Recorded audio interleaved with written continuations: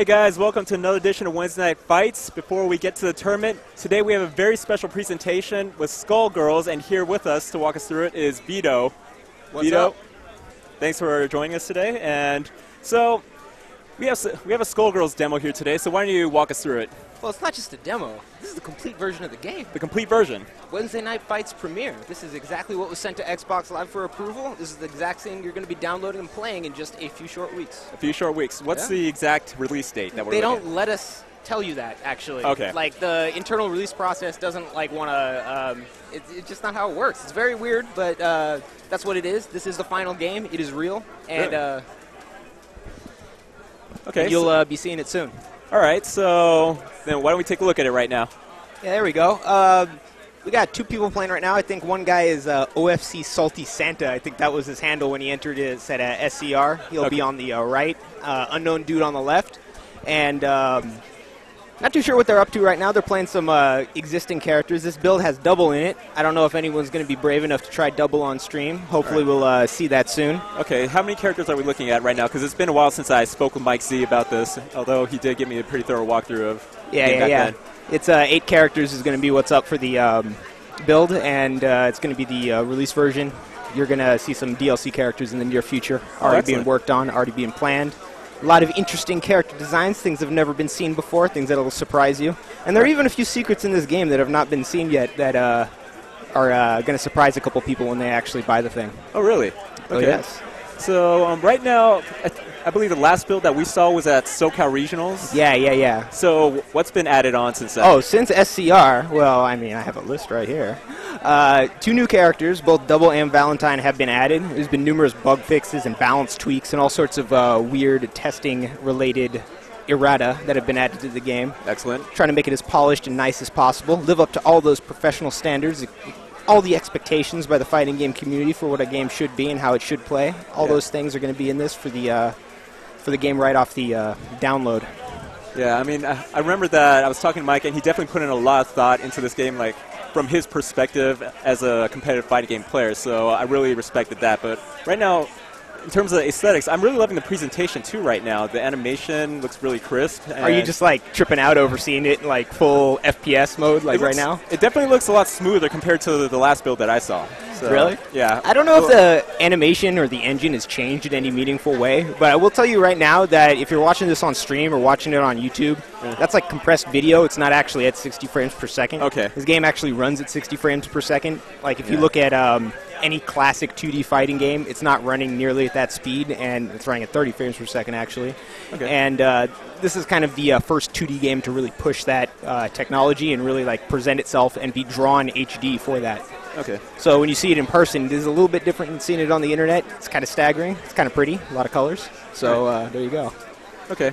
Now, how many modes are there in this game? There's 1v1. There's tag team mode, I believe. And yeah. There's no like set tag mode or like set like 3v3 or 2v2. But the idea is that all the ratios, or it's like a ratio system in CVS2. Okay. You can pick all the different combinations of teams. Like, you can have a 1v3 if you really wanted. Oh, okay. And you obviously get the benefit of assists and tagging out, getting that red life back if you have a team. A single character does a lot more damage, can easily kill a member of a 3-character team in one combo if you know what you're doing. So that's kind of the way it balances out. So how much more damage are we talking if I go ratio 1 as opposed to, ratio 3 as opposed to ratio 1? Oh, man. See, I don't know off the top of my head. I think it was originally a 200% damage boost on a ratio 1 or a ratio 4 character, I guess. That's huge. Yeah, it was huge. It was made so that they get more health and less damage. But I forget what it was off the top of my head, man. I think it's 150, but go ahead and check out a forum or something if you want to figure it out for sure. Wow. Cool. I don't know if anyone's going to be brave enough. Oh, I guess this is a solo Filio versus a 2-character team right now. Okay. We got to tell these guys actually to try out one of the new characters just to show it off, because these are the only 2 dudes that are willing to play for us. Okay, why don't we request that right now? Yeah, of course. Anyway, if you want to just talk about since SCR and some of the general changes that have happened to the game. Yeah. There's been a couple of like significant bug fixes. They used some of the new like one of the things that actually was brought up on Shoryuken forum. Yeah. Is that the background from one of the stages actually has vocals. So based on feedback from the Shoryuken forum and people actually listening to it and like thinking about it, it was actually off key. So it was actually corrected to be on key based on the suggestions from fans. That's pretty neat. Yeah. Other interesting things is, all right, so there's custom assists in this game, right? Okay. Yeah. So you can set your custom assist to anything. Any move like a standing fierce? Or a dash forward, or a back dash, or a normal throw, or weird stuff like that that you might not expect. So you don't necessarily have to have an attack for your assist. You can do a ton or just have her stand there and do absolutely nothing then for 2 seconds and walk out. You can't like set timings like that. Right. You can really just do one thing and get out. Okay. But Painwheel is the character with flight, right? Yeah. So flight is a command. It's a special move, basically. Okay. You can set flight as an assist. Oh. And it actually broke the game. Wait, how's that? Basically what they had to do is add a timer for it, because if she flew, you didn't know what to do after she was done flying, because she just stays flying indefinitely. Oh, okay. So now there's actually a timer on flight just because of that. It's because if you call flight as an assist, it has to have a timer to end so she can leave. Okay, how long can she fly now? She can fly up to 10 seconds. All right. But only 80 frames on an assist. Okay. Yeah. Not bad. People are already trying to break this game and make a joke out of all the hard work, but it's not going to be that easy. Okay. So we have our 8 characters now. If you could break down if you could break each of them down into basic like prototypes, like rushdown, zoner, or rushdown, zoner, or tank. How would you group each of the 8 right now? All right, you want to talk about okay, so Philia is definitely rushdown. Yeah. The biggest influence she has from any other game is Magneto. Okay. In fact, I think if you just do instant air dash, like jump straight up, dash, and then do a jab or a short with Philia, it's explicitly timed to be the same as Magneto doing his fastest instant overhead in Marvel vs. Capcom 2. Right. Same number of frames. Right. Painwheel, which you see on the left here, is a little bit of a reference to Sentinel in that she's kind of a slower, heavy-hitting character, but also has the benefit of flight to get her around. Okay. But she takes influences from a lot of different places. Sentinel is the easiest one to make, but for actually how her moves work, she has a lot of multi-hitting moves, and she also has a lot of auto-guard on her normals. So maybe compare her to one of the auto-guard heavy KOF characters. Okay. Maybe compare her to Anji in GGXX, who has auto-guard on everything, right? All right. Yeah. Someone picked Double, right? Okay, so the 2 new characters you mentioned were Double and who? That's Painwheel and Philia. Okay, so we got Valentine also. If you have to give her an archetype, she's definitely a ninja. She definitely rushes down. She's definitely fast. Let's see. She has some other tools that allow her to do some things from full range, or a button check, as these guys are doing right now. But she's primarily rushdown. Her forward dash in the air actually is up-angled, kind of similar to Morgan in Marvel, or Darkstalkers, I guess. All right. Or Ino in Guilty Gear. The up-forward dash gives her really easy cross-ups, really easy ways to get behind her opponent and hit him from the other side. Okay. So that lends itself to a rushdown strategy pretty well. She has some other gimmicks that are borrowed from other characters. She has Chip's Alpha Blade, if you remember that move from Guilty Gear, and some other interesting references to Capcom games in her normals and other actions, but she's basically a rushdown character with a little bit more fancy tools compared to Philia. Okay. I'm really interested to see what these guys make of Double once they get him on camera. Okay, well, we have Painwheel almost dead. Yeah. Painwheel's getting gassed. Interesting thing about Valentine is that normal throw actually does a crumple stun and just leaves her standing right there ready to combo. So you get a free follow-up then. Yeah, she gets a free ground change into whatever she wants of her choice off of a normal throw. Even though the throw does damage, it still allows her to get a complete combo afterwards. Okay, and here we see Painwheel with Rushdown. Yeah, Painwheel, I don't know if that's Painwheel Rushdown. She's kind of getting beat down, if you ask me. But now we have Double, who's a new character, the last one that's been revealed. It's the first time she's been shown off at Wednesday Night Fights. You can see she's really gross. You got 2 of them on screen at once. Looks kind of... I can't even make out the character design until... Yeah. Okay, now I can. She's like an amorphous blob. She's like a shapeshifter. All of her normals, as you can see, are rapidly going in between different characters. All of them are borrowed. They're not directly lifted from the character. They use the animation, but oftentimes the animation is slightly modified. Like if you notice, she has a Philia for her jab, but that jab isn't exactly Philia's animation for her jab. She has a couple other moves that are subtly different like that, but most of them are different in properties. Almost none of the frame data for any of her moves is the same. Okay. So you have to think about her as a slower, heavier character using the moves of faster characters, which is kind of interesting. It's definitely a unique concept. Yeah. It's kind of an extension of kind of how Seth works, but I guess taken to another level. Seth is kind of his own design. Even though he has a fireball and it looks like a sonic boom, it's not really a sonic boom. Yeah.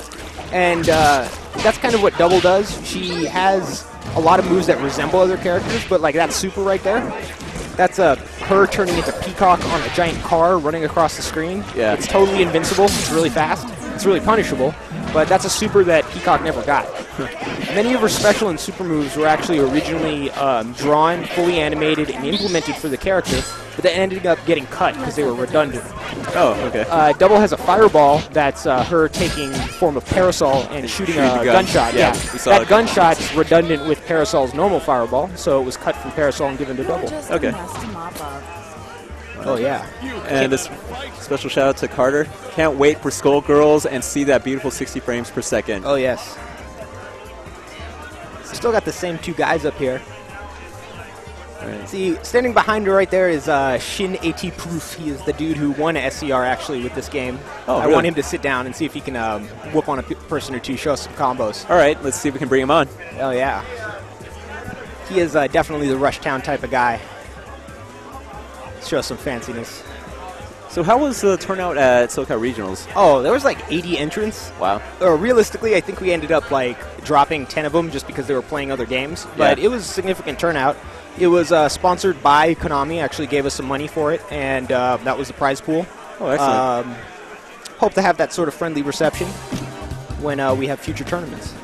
Yeah, Skullgirls is definitely a competitively viable game because there's a lot of thought put into it by none other than Mike Z. Yes, a very innovative player. He's a master low tier and a master of unique characters. So if anyone can actually put together a good game, it's that man. Yeah, he knows what's up. Chris, he has a lot of credibility, actually. Like, not a lot of people want to talk to him about this. He worked for more than one like major release game before he made it to this independent project. So he's got like kind of the background, and this is something that he's been waiting to do all his life, basically. This is a culmination of many things. I've known. It's and it all started with a pen and paper, so who would know? Actually, the guy who started with the pen and paper is that guy right there. Actually, visiting us tonight is Alex Ahad. He's the lead designer and original artist for all Skullgirls. Oh, and excellent. A couple other people we have from the crew is one of the lead animators and one of the other artists standing right behind him. They're coming to show their support. I mean, this game was just released. They were chained to their desks for months and months and months. Now they're allowed to get out and actually see the game in action. So we have two different guys now. We got a 3-character team and a 2-character team. Both of them have Double. I'm interested to see if they come up with some fanciness for Double. On the right, we have Wednesday Night Fight's own favorite Chris player, LLND, running Valentine right now. Oh, yeah. Oh, LLND knows how to play this game, huh? That's news to me. I'd like to see what he does. Yeah. He's primarily like Marvel vs. Capcom 3 player, right? TVC and Marvel vs. Capcom 3. He's got some TVC backgrounds, huh? A very innovative player, very yeah. creative, so this kind of game would be up his alley as well. Yeah, you got to be creative for a game that not a lot of other people play. I mean, if you're like a top tier in like an obscure game, you probably know things that no one else even thought of. So we got some Valentine versus Philia Rushdown. All right, so the assist of choice on Double, I'm not sure if that's a custom assist or a default choice, but that's the Cerebella Butt Ram. I believe it's taken sort of influence from Rainbow Mika. Okay. Yeah, she's got those moves in Alpha 3. Yeah. Hugo as well. Yeah, Hugo. Oh, yeah, Hugo's down fierce, giant butt slam. That's an overhead, though. That's actually a useful move for trolling people. Oh, wow. I guess Armika's useful for trolling people, too. I shouldn't be so hard on her. I mean, low tier enough. You can't insult her beyond that, right? Double's getting whooped down by Valentine right now. Let's see if she gets anything going. I hope she does. Okay, I want to see some. I want to see the cat head super. I really want to see the cat head super. Let's see. Yeah, one of Double's best features is she has a very similar to Strider's orbs. She gets a bunch of cat heads following her around, and they attack with her as she hits buttons. No one's brave enough to try it yet. Well, let's see if LND manages to pull that out. I don't know about that. Okay, one of the recurring themes in this game, and something you can credit Mike Z for, is he's not afraid of tricky subjects. Things that have been broken in other games, he's willing to try it again, even after other companies have abandoned it. like the ratio system. Yeah. In CVS2, playing 3 characters was pretty much always the right choice. Yeah. You have like some maniacs like Desora. Oh, there's the cat heads. Hey, look how cute they are. Oh, bye, cat heads. You have some maniacs like Desora picking ratio 4 Raiden and whooping on people in a couple tournaments, but mostly no one picked one character in CVS2. The standard was basically you had to pick 3 characters, 2 ratio 1s and 1 ratio 2. Yes. Otherwise, you kind of had a suicide push. Yeah, that's a really good example of like a fundamental feature of a fighting game that is being attempted again in Skullgirls that's been abandoned by the more recent versus games. Oh yeah. Another thing that you consider is like that that super that Double has, the cat heads. It's like curse mode if you're talking about Blaze Brew, or it's like Ouroboros, I can't even say it. Ouroboros? Ouroboros, yeah, it's like Strider's Orbs, which can potentially be very powerful and very broken. Yeah, it pretty much gives you full control of the entire ground plane. So yeah, you have to kind of respect him as long as he has him out. Yeah. And that can be a good thing and can be a bad thing, and it can easily be a broken thing. So attempting those sort of controversial type of moves on any of these characters is a feat on itself. Yeah. Or just Painwheel having like flight mode. A flight mode is something that's only been in Marvel games. Yeah. It hasn't really been implemented in like a Guilty Gear game or any sort of air dash type of fighter game. They just have air dashes, they don't have flight modes. So this is kind of the fixed version of flight, according to Mike Z, and we'll see how viable it is or how powerful it is compared to the characters that rely on flight in other series. All right. Well, oh, what is this? This is a cinematic super for Valentine. Oh, that's pretty neat. Yeah, it's basically her. It's not a Raging Demon, it's not a throw, but it's kind of like an Ultra. It's kind of slow to start. But here we go with the cat heads. Cat heads. Overwhelming cat head assault. Yeah, they get all over the place. That actually reminds me more of Oro's Rocks from Third Strike in a way. Yeah, it's a little bit of Tengu Stone. I think of it like Curse Mode, because if you get Curse Mode on with Arakune, the other person is like, holy shit, what do I do to get out of this? Yeah. They have to block a lot, they have to wait, they have to be patient, and they have to try to fight their way out of it when the opportunity is right. When Double has that cat head, the cat head's going, everything she does is pretty much safe, and they follow you, get all around you, or attacking you from different sides at once, and you pretty much just have to deal with it until it's over. It does a ton of chip damage as well. Wow. Is it 1 bar? Yeah, it's 1 bar. Okay. The tactic is to save up like 3 of them and then run them all into chain, kind of like UMvC3 Strider. All right.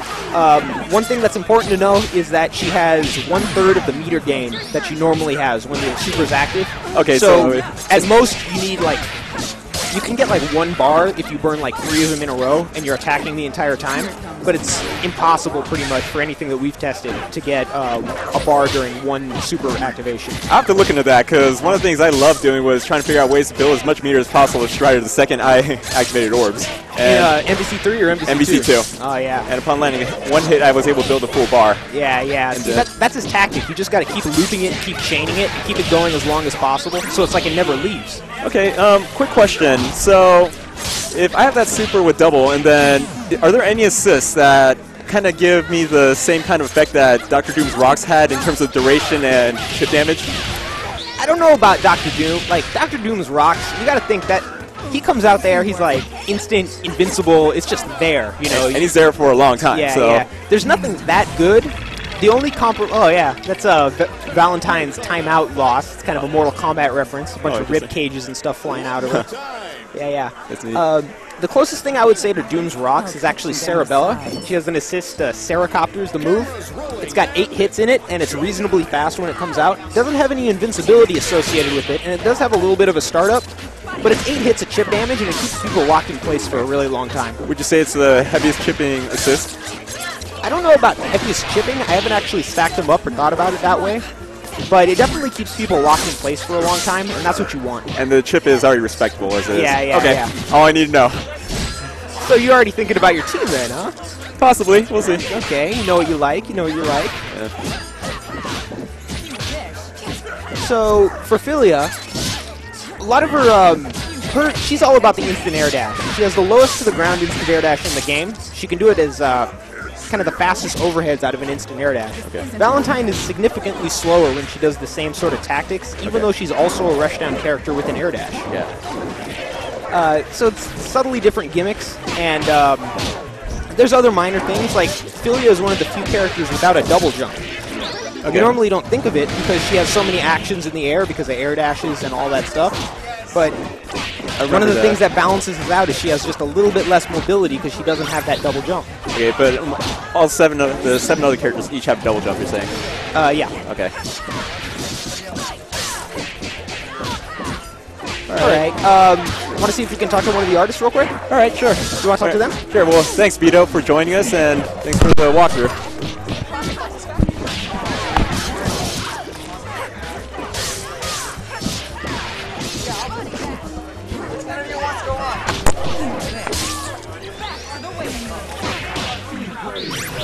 What you want to do? Huh? What you want to do? Actually, the voice is Cristina Vee. That's kind of funny if someone playing to them.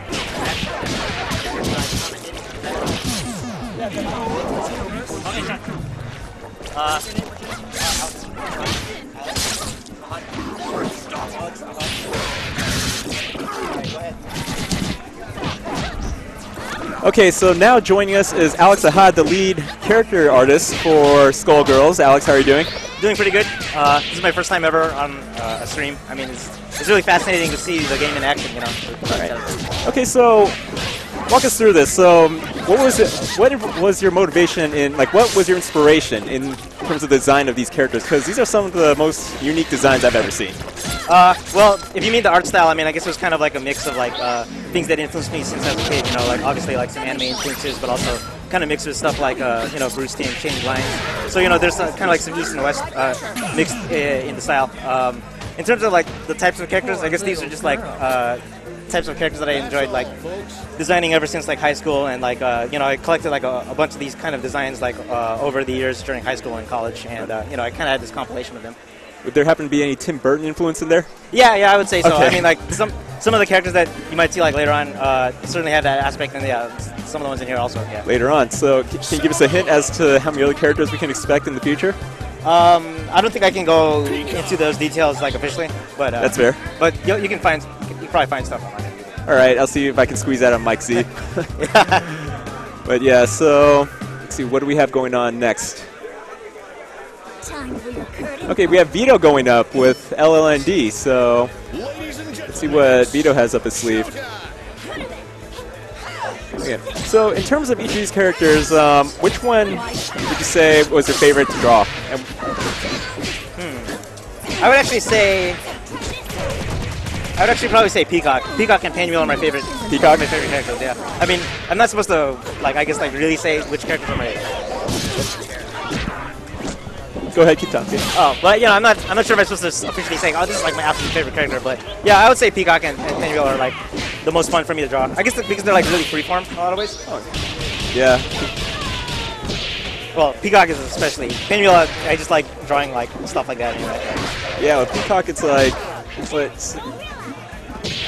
what was your inspiration behind Peacock, really?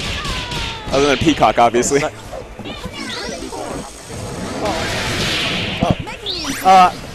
Yeah, in terms of Peacock, you know, obviously like a lot of older cartoons, a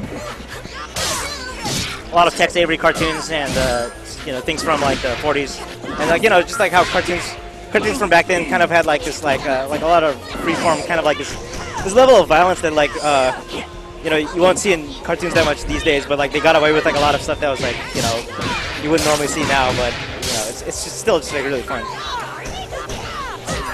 What we got now?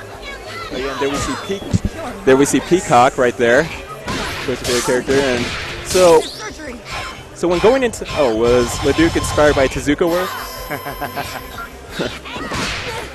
I guess his hairstyle kind of evokes that kind of like that kind of style that the hero's hair usually has in Tezuka stuff.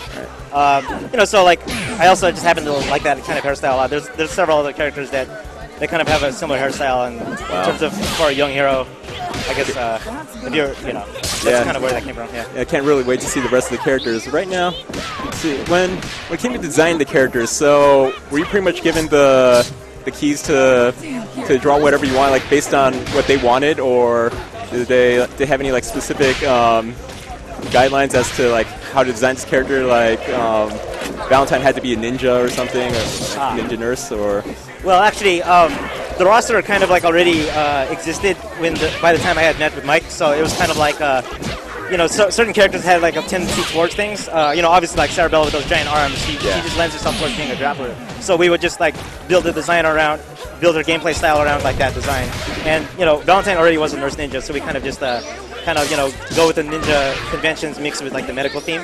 And in terms of things like Peacock, she ended up being more of a zoner because you know, there's like that motif of like you know, stuff falling from the sky, or you know, like cartoon characters probably would take a while to wind up to do certain attacks. So we kind of built the play style around that. All right, and speaking of Mike Z, we have him stepping up. He will be on the left. So here we can see the game designer in action, brains behind the project. Let's see. Double. Let's Sarabella. Philia.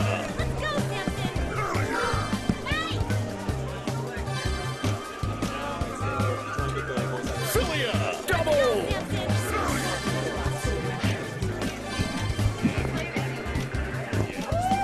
Philia. Sarabella. Sarabella.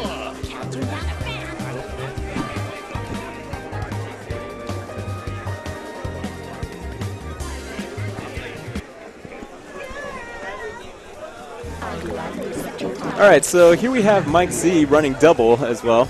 Now, when it came to drawing double, like, how hard was that? I gotta ask you right now, just because she's going through all these different forms and she's essentially a different character in every single frame of her animation. So, why don't you tell us a little bit about that? Oh, well, actually, Double almost was treated a little differently than the other characters because of things like that. It was actually, she's kind of like how I enjoy drawing Peacock. Yeah. Double was a lot of fun too because she was very freeform. I mean, we left a lot of the animation finer details up to like some of our animators. We had some really talented animators working on Double's like unique animations, like our idol and our hit stuns and stuff. And because they were allowed this kind of freeform ability to just kind of do whatever based on just like a general motif more than like a specific model sheet, we got some like really fun stuff out of that. So I would say she was actually a lot of fun to work on. But in terms of things like changing from one character to another, we did kind of have to have like a universal like effect that kind of like would blanket the characters as she shifted from one to another. Like you'll probably notice when she does combos, there's like a little bit of a splash. Yeah. That's kind of like that animation that we had to kind of figure out how to get it to work right to kind of help that transition because you know she's snapping between these two like drastically different shapes each time. All right. Yeah, I can barely actually see the transitions in her character morphs right now. But right now, yeah. Well, what is Double's story like? Exactly what makes her like that? Well, I guess I don't want to go into it too much. Okay, yeah, then don't. But I mean, like she's basically like you know, it's implied that like she knows more than what she's leading on to. She's kind of like a herald to the Skull Heart specifically, as opposed to the Skull Girl. Okay. So I mean, you know, there's that kind of aspect. So she's kind of like someone who oversees the process, I guess you could say. Yeah. So on the left again, we have Mike Z running double, looking very impressive with her. Oh, finally making good use of those cat heads.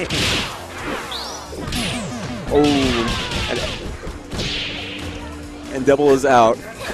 Mike Z comes in with Sarabella.